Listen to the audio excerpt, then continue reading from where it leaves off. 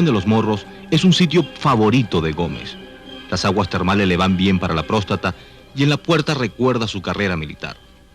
Porque Gómez es general antes que presidente y el ascenso se lo debe a sus victorias en el campo de batalla.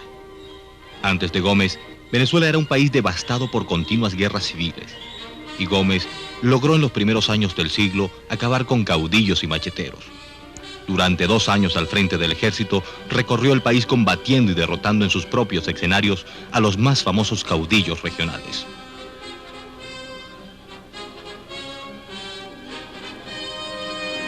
En 1900, a Juan Pablo Peñalosa en el Táchira. En 1901, a Mendoza y Fernández en La Puerta. En 1902, es herido en Carúpano. En 1903, da en Ciudad Bolívar la última gran batalla contra las guerras civiles y a la vuelta a Caracas es aclamado como el Salvador del Salvador, el señalado por Dios, el siempre vencedor jamás vencido, el coloso moderno de la guerra.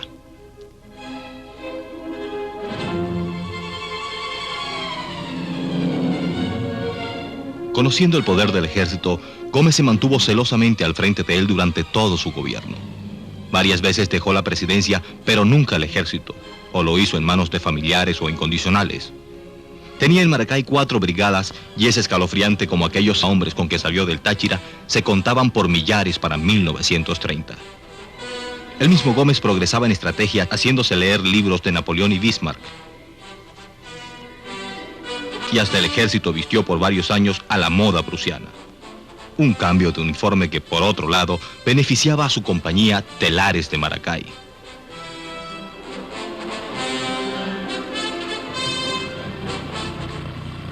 Después de la Primera Guerra Mundial, el general descubre, gracias a Cosme Renela, la importancia de la aviación como arma de combate. En 1920, crea la Escuela de Aviación Militar y llegan los primeros aviones franceses a los hangares de Maracay tirados por 2 yuntas de bueyes. Al principio solamente fueron un espectáculo atractivo, pero a los 9 años probaron su eficacia bombardeando al Falke en que Román Delgado Chalbó se dirigía a Cumaná.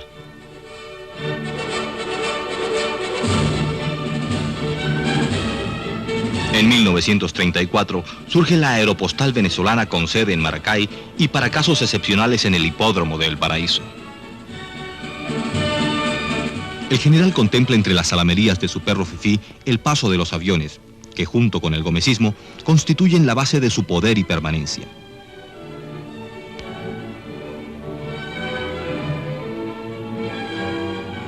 En 1911 comienza a operar la Academia Militar. En ella, jóvenes soldados formados en la disciplina militar desplazan a los antiguos guerrilleros. Se da el tránsito del montonero al profesional, del machete a la bayoneta, del caudillismo al militarismo.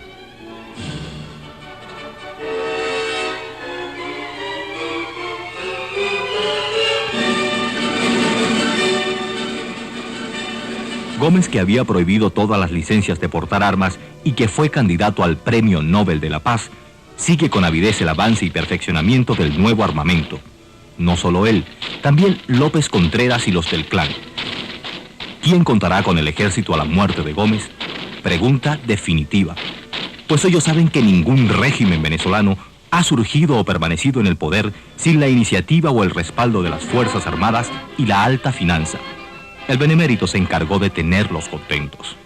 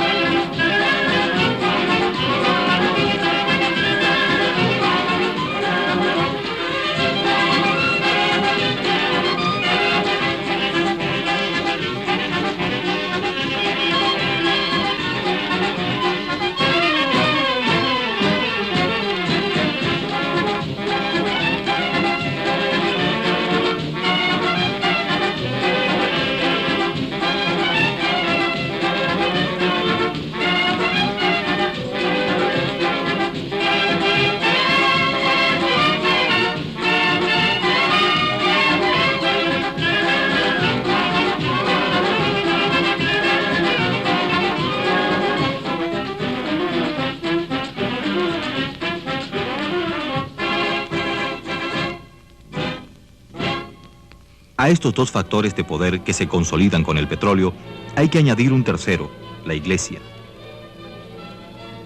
Cruzando valles andinos, una brigada asiste a la inauguración de una capilla en el Táchira.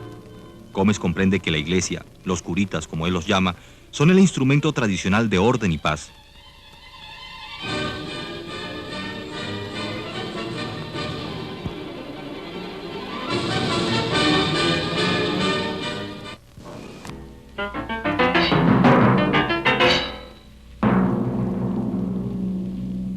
Este general se dejó crecer la barba y sus amigos le dijeron, córtese la barba, general. No, yo no me la corto, sino cuando tumbemos al general.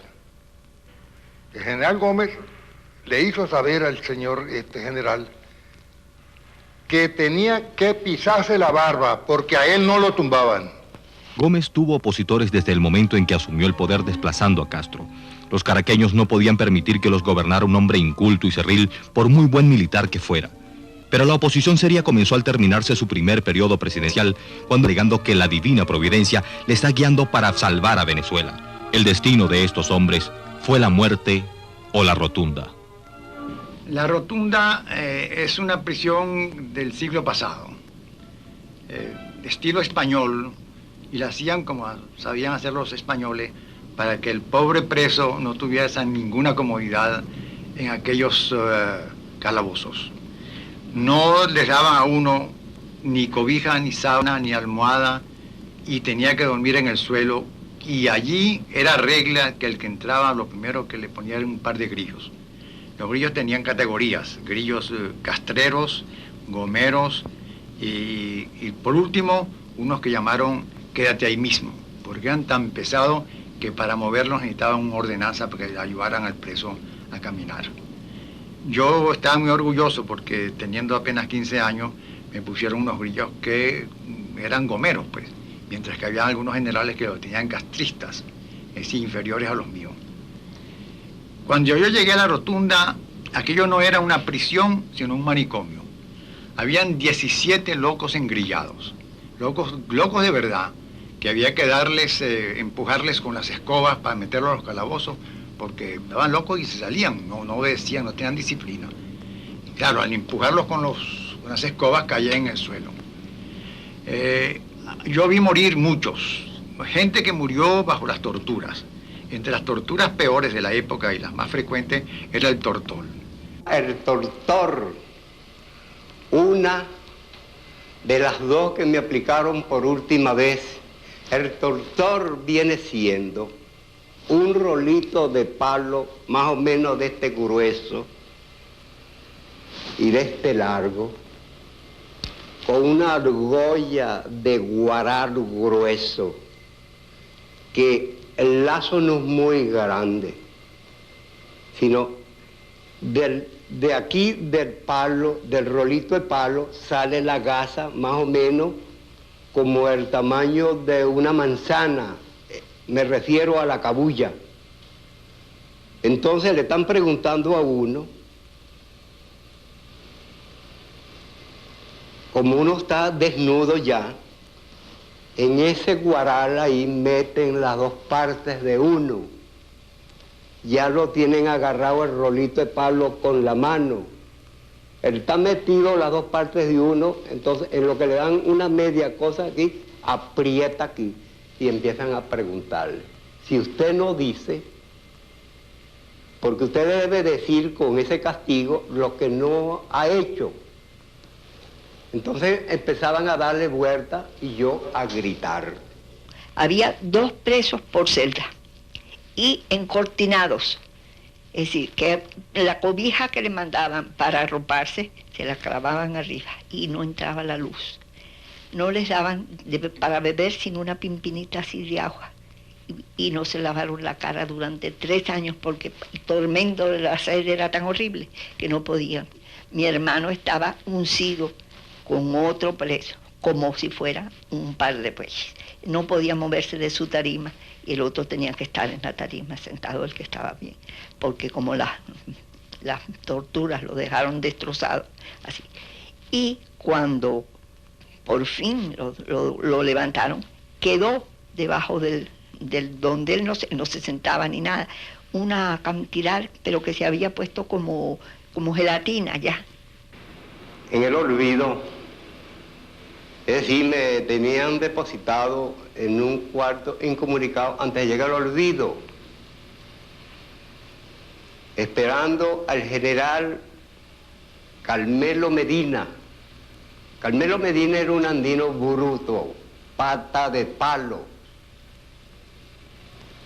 Cuando él llegó al olvido, lo primero que me dijo: Oles muérgano, eres un zarandajo. Querías matar al general Gómez. Yo no sé nada, no sabes nada. Ahí vas a dejar pelero, como lo han dejado todo. Pusieron preso a tu marido, Guillermina. Pusieron preso a tu marido, Guillermina, y se lo llevaron para una fuerte prisión. Y como Guillermina quería tanto a su marido, fue a la cárcel a cantarle una canción. Fue a la cárcel a cantarle una canción. Murió mi madre, yo estaba ausente. Murió mi madre, yo estaba ausente. Yo ausente estaba, yo no la vi. Pero me dice mi padre que en agonía de muerte alzó su mano y me bendijo a mí. Alzó su mano y me bendijo a mí.